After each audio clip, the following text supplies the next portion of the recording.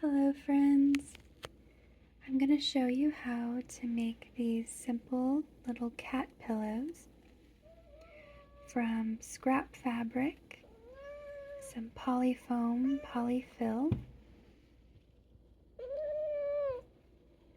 and a little bit of herbs such as catnip, valerian, and lemon balm. So let's get to making them. I'll show you the supplies. To get started, we'll want to have a roller, fabric in your choice of color and type, satchel to hold the herbs. Scissors are mandatory. A rotary cutter is optional but very helpful for cutting out your pattern. We'll need straight pins to hold our pieces of fabric together. A pin cushion is optional but can be very helpful. The thread can be in any color that you would like. Our stitches are going to be invisible, and you'll want to have a bobbin if you are using a sewing machine. You can sew this by hand. It'll just take a little bit longer. The cardboard is to cut out our pattern. I purchased some polyfoam to give my pillow support since my cats are going into middle age. And then have some polyfill to be filled surrounding the polyfoam. Hello. And then for our herbs, I have lemon balm, catnip, and for Ludwig, I'm going to substitute the catnip for valerian root. Is there anything you'd like to add?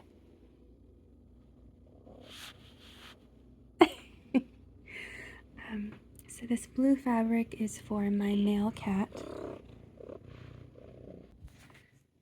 Oh dear. The blue fabric is for my male cat Ludwig. He gets cold very easily because he has only a single coat, whereas my female Bloomy, she gets warm fairly easily because she has a double coat. And so I'm going to make a dual pillow for her. So one side will be this nice princess pink that is satin. The other side will be this cotton fleece that has little hedgehogs on it. So cute. So for the winter, she can use the fleece side, and in the summer, she can use the satin side, so that the pillow will have longevity for her.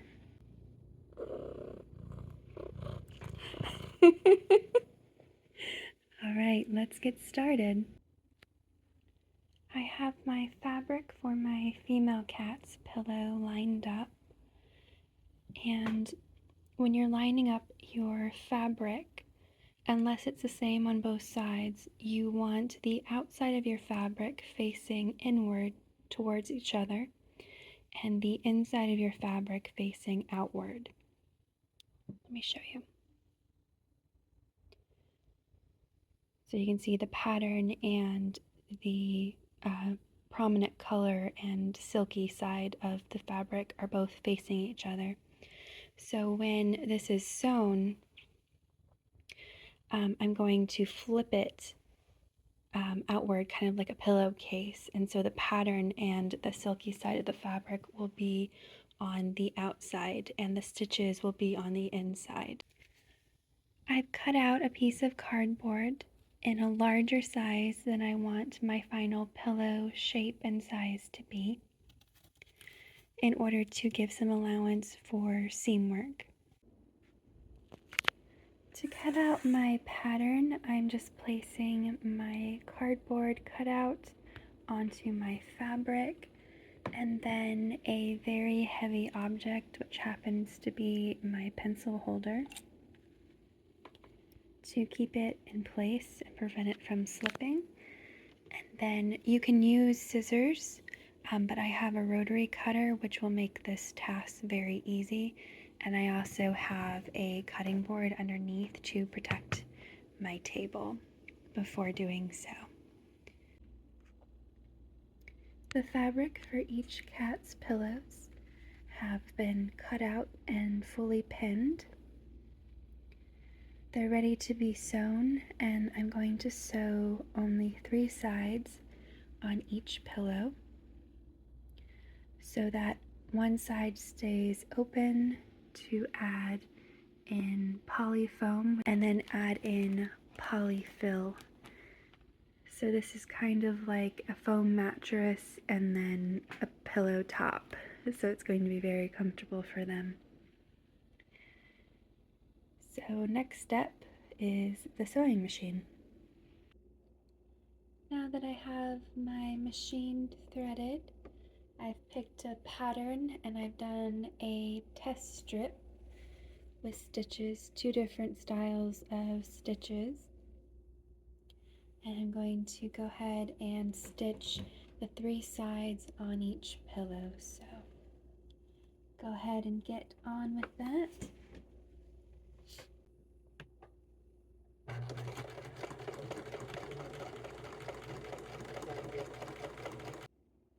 She decided she needed to supervise the work going on.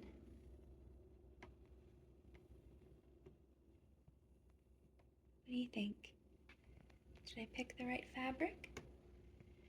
Alright, there are needles, so you can't get too close, my love. What do you think? Do you approve of the process and the progress going on?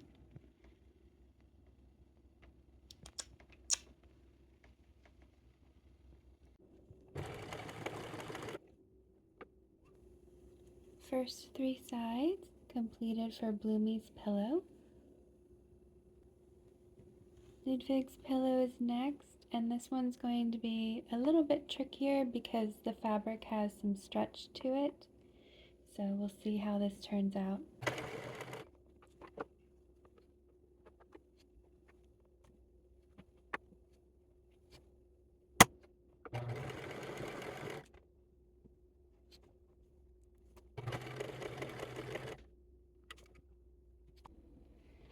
So I finished sewing the first portion, and you should look like you have a little pocket right now. And I'm going to take these and then flip them around so that they're right side out.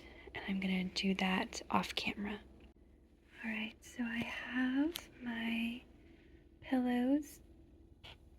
They're flipped right side. And what I'm going to do is I'm going to measure the width and the length of each. So let's see, we'll do width first. So it's a little bit over 5.5 inches. The length is 6 inches. Now that I have my measurements, the measurements were almost the same for each pillow, about 6 inches in length and a little over 5.5 inches in width. Now, if I was to cut 6 by 5.5 inches in polyfoam, I probably would find that it would not fit properly within my pillow because my polyfoam is 1 inch thick. There's actually 2 polyfoams in here, so one polyfoam is 1 inch thick. So if I was to do exact measurements, it's not going to fit well and I wouldn't be able to properly sew it up. So I'm going to subtract 1.5 inches from each measurement. So, hi! So I'm going to do 4 inches widthwise and then 4.5 lengthwise. Do you have anything else to add? Alright, I'm going to go ahead and make my cuts and then I will see you back. The measurement for the polyfoam worked extremely well. I did make the polyfoam about 1/2 inch shorter in length for this blue pillow. The blue pillow ended up a little bit smaller than Bloomy's pillow, so made the foam a little bit smaller inside, and there's lots of space on the sides. So there's space to put the polyfill and to put a satchel of herbs. I filled and sewed up my satchels, and I'm just going to cut off the excess paper. Oh, what do you think?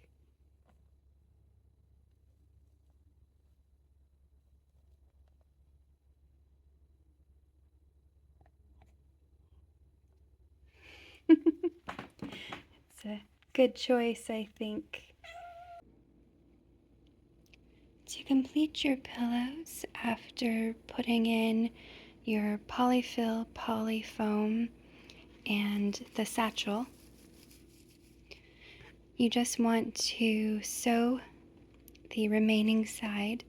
It can be sewed on the machine like I chose to do, or you can sew it by hand, which would be a little bit cleaner and neater, because you can do an invisible stitch if you prefer that.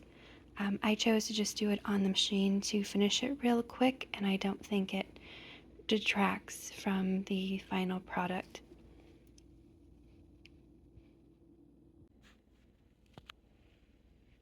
These only took me a few hours to make, and I made 2 of them. And I'm fairly new with using the sewing machine. This was actually the sewing machine that my mother used during my childhood that I inherited. And it was my first time ever threading the sewing machine alone. And still, this only took me a few hours to make. So these are very, very simple. They don't cost a lot of money. I think these are probably less than $1 a piece. Moment of truth. We'll see how they like them.